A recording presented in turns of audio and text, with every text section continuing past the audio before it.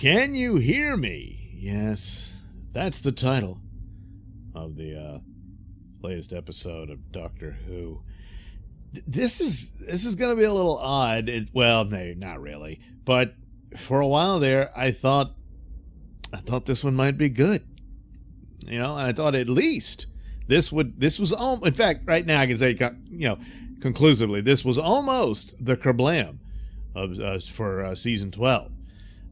But it fizzled. Yeah, it's too bad. But anyway, yeah, it starts off, you get the mood and mystery and all that. That's always good stuff, but it's got to pay off. So, and mistake number one, I mean, it looked cool and everything, but it opens in 1380 Aleppo, Syria. So we go there, and there's this monster stalking the people, and there's a mysterious girl, and she knows things. And the monsters attack, and it's all terrible and scary. And then we jump ahead, and the doctor has brought her femme back home to the right time, which they're all like, oh, we're at the right time, but they're a little late and all this sort of thing. Typical of the doctor, you know. But the odd thing about it, they act like we're finally back home. I mean, last episode, it looked like was that in the future? What? Or like next month or something? Because it looked like you were in your own time. They never leave Earth. Even when they thought they had left Earth, it turned out to be, gotcha, it's still Earth. It's just in the future where everyone turns into albino lizard people because, climate change and all that. Should have listened to Greta. So, for whatever reason, this was a big deal to them. So they finally get to go home. And one thing they do get right here, where one of the mistakes that keeps coming up where the doctor seemingly just doesn't care about her companions, and she leaves them, sends them off to danger and all this sort of thing. Here, it actually makes sense. She's brought them home. They go off their separate ways, and she's going to say, I'll be on the TARDIS. And for a second there, I thought, she's going to want to investigate the whole thing with the timeless child and the master and all that. Nah, doesn't really even mention that. She's sitting around, gee, what do I do? And then all of a sudden, something weird happens, and we get a glimpse of this mysterious smoke monster man shows up, somehow is able to invade the TARDIS. She doesn't see him. He disappears pretty quickly, and then she realizes, hey, something's weird going on, and she tracks it all the way back to 1380 Syria. Yeah, so she goes back there and she meets the mysterious girl after all the weird monster attack, and it turns out the monster is, I don't know, some sort of werewolf-looking creature. And the doctor's, holy crap, what's this? And she tries to investigate it, but it's seemingly as if it was never there. But she does find some hairs, and she tells that she gets a phone call from her crew there. Because, they still got the phone that can talk over time and space and all that. And while she was having her adventure in Syria and all that, they were receiving strange psychic attacks. Now, Yaz was having a recurring nightmare where she sees this policewoman on the road, and then her sister. And I thought, oh boy, is her sister going to die? She's receiving some kind of thing. But no. And then Graham receives a message, and some mysterious girl saying, I need your help or whatever. And he sees two planets colliding and all this sort of thing. And then Ryan, what's his dream? Nothing. It turns out he's got an old buddy he goes to visit, and the buddy's like, hey, where you been, man? And he's like, oh, well, you wouldn't believe it if I told you. And then his buddy tells him, well, you wouldn't believe my story. I've been seeing a weird, creepy ghost come into my room. And then Ryan's like, well, you know what? After what I've seen, I actually do believe you. So he spends the night over there, and then sure enough, here comes the creepy guy, the same creepy guy who appeared in the TARDIS, all very, very briefly, and turns into a smoke monster. So then Yaz sees him too. But it turns out he's got this weird ability to give people the finger. In fact, all of his fingers. So it's just this ridiculous thing, but it was weird and creepy and rather disgusting. His fingers come off, and one of them floats over to Ryan's sleeping friend, and you're like, oh God, what's going Well, it goes into his ear, yes, and does so to drain off his psychic energy. And we later learn to collect his nightmares, yeah. So, literally, the boogeyman is attacking this guy, but not Ryan. Well, Ryan walks in on this and sees what's going on, and so all of them decide they need to call the doctor because, weird stuff's happening, and only she can help them. And so they do. So while the doctor is deep in the past over in Syria and is dealing with the mysterious girl who being chased by werewolves, she gets the call and realizes, oh, I got to take care of this. So she takes the girl with her. They get in the TARDIS and take off. She tries to analyze the werewolf hair, but the TARDIS says there's nothing there. It doesn't exist. Oh, what could that possibly mean? So she collects, her friends, and they tell her what they've seen, and she decides to track this down. Now, here's the mistake. So Graham, his dream's a little different from the other two. He doesn't see the mysterious smoke monster man, but he sees this woman, and she's in trouble, and planets and all that stuff. So the doctor's all intrigued by this and decides, okay, I need you to think about it. And she puts this brain reading machine on there to get a glimpse of what he saw. And the problem here is, again, remember the episode with the albino lizard people, because that's our future, because we won't listen to Greta. Well, when that happened, the doctor was trying to figure out what was going on, and so she used the Vulcan mind meld with one of those lizards. Now, I knew the doctor had, hypnotic powers and even certain amounts of telepathy, certainly among her own people, where they can do the contact business and, read each other's thoughts and all that sort of thing. I don't know that I've ever seen the doctor do that with a human being or any other creature for that matter, so blatantly like that. And but even a weird evolved or devolved human turns into an albino lizard. But so they did that, and then here she can't do it with Graham. It's like I complain about the continuity and all that, and it doesn't matter, move on, it's a new thing. All right, you can't maintain the continuity from episode to episode of your own version of the series? No, can't do it because you're lazy, that's what, and you don't think it through, and you don't even remember what you did. So, yeah, it's, they just wanted to show the weird, dumb, wired thing on Graham's head and all that, and think, tee-hee, isn't that cute? The problem is, you've already established another way for the doctor to do this. Okay, whatever. So she sees it, and so she's able to track down to this, space platform place. They go in there, and they've got a little. Finally, they're off Earth. It's not the Earth in the future. No. And she's walking around, and they're walking around and looking and stuff, and the werewolf is there in some sort of prison cell. And oh, what's that about? And then Ryan's friend's there, and then the Syrian girl, or I forget, she's not Syrian herself, but anyway, the woman she was befriending is trapped there too. And say, hey, well, we're really getting to the source of all this. And then they see the two planets colliding and discover that the mysterious woman that Graham had seen was trapped in between the two planets. And so the doctor works out, oh boy, how can we get her out of there?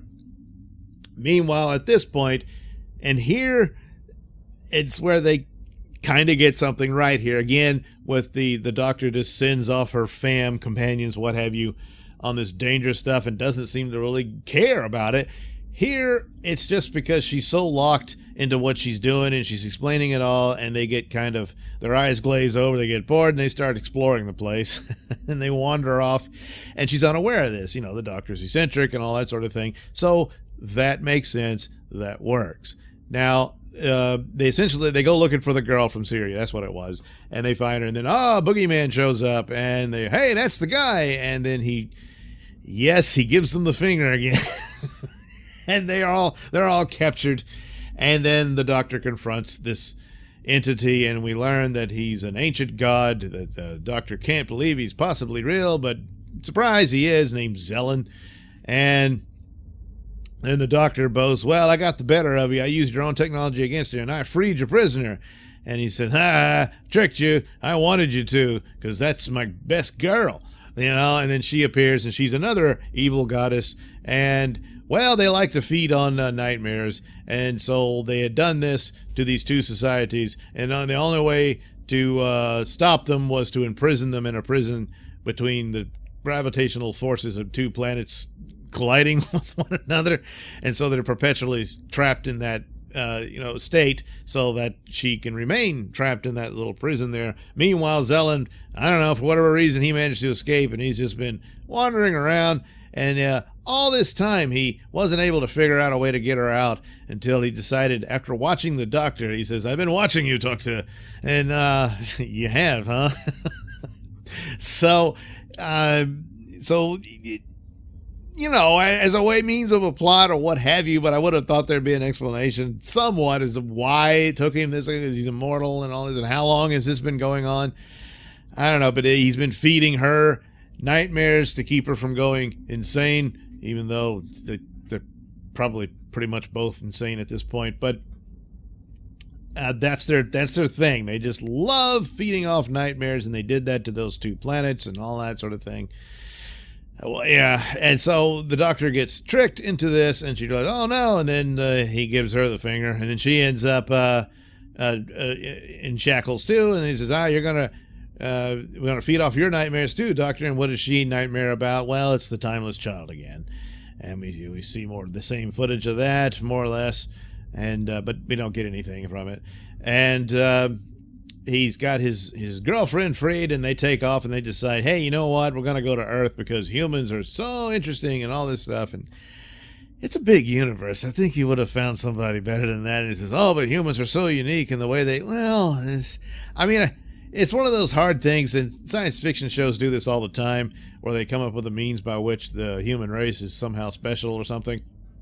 And yet, all your depictions of aliens are going to end up being human anyway, because it's tough to do, because we've never really met an alien before, so we don't really know how to do it, so we just make it all human drama. So it doesn't quite work. It doesn't quite fit that these immortal evil gods would be, would only be stuck on humans. I mean, it could say that, oh wow, their nightmares are really cool, and we're going to feast on those for a while, and after they've devastated the Earth, they'd move on.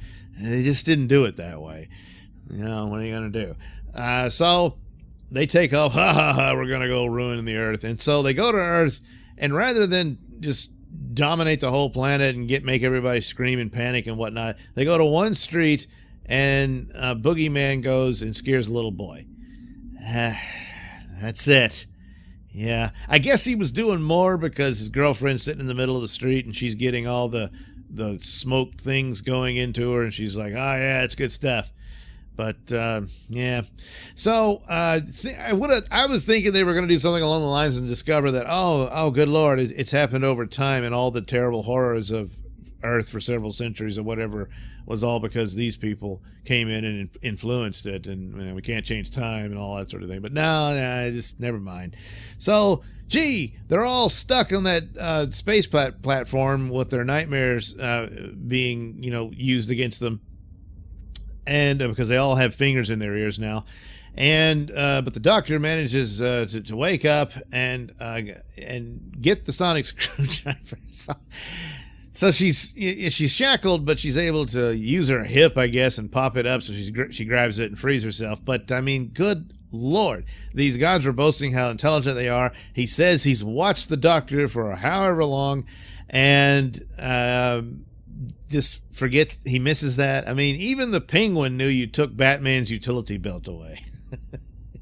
But not Zelen. Zelen doesn't know. You better get rid of that sonic screwdriver. But okay, they couldn't think of, how are we going to get her out of this? Just leave it in her pocket. So she gets out, of course. And then she discovers that, the reason the werewolf didn't kill the girl from Syria is because it's from her own creation, and she has the power. So, because the doctor said so now she can control the werewolf. So they go back and they draw, Zelen and his girlfriend, whatever, back to Syria and attack them with the werewolf, and then give them their own fingers. And they're both trapped in the original prison between the colliding planets, and it just really sort of fizzles. It's too bad. It's too bad, but it did. Meanwhile, but the show wasn't over. Sadly, it wasn't over.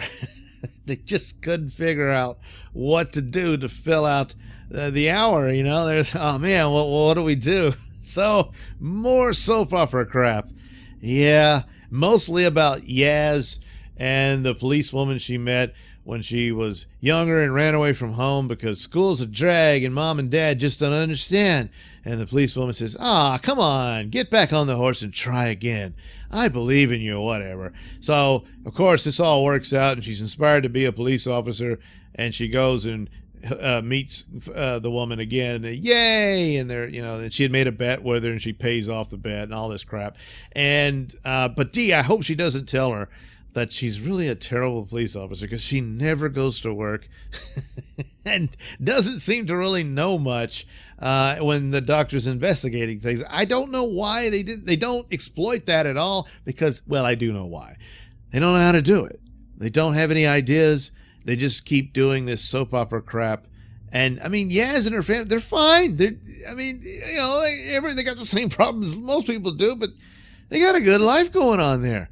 There's nothing there. They don't have anything. Ryan, left to himself, is boring as all get out, too. He works well with Graham. They ought to keep him with that. Graham and the doctor almost have a moment, because Graham, his great fear is his cancer coming back, which I suspect is ultimately how he's going to leave the show. It will come back. Maybe he'll realize it's back, sacrifice himself to save the doctor or something like that. But then again, maybe they've totally missed that and it won't happen at all. But so he's confiding in the doctor about this, but they try to write it off as a joke that the doctor's socially awkward and doesn't know how to handle this or what have you. And it just doesn't.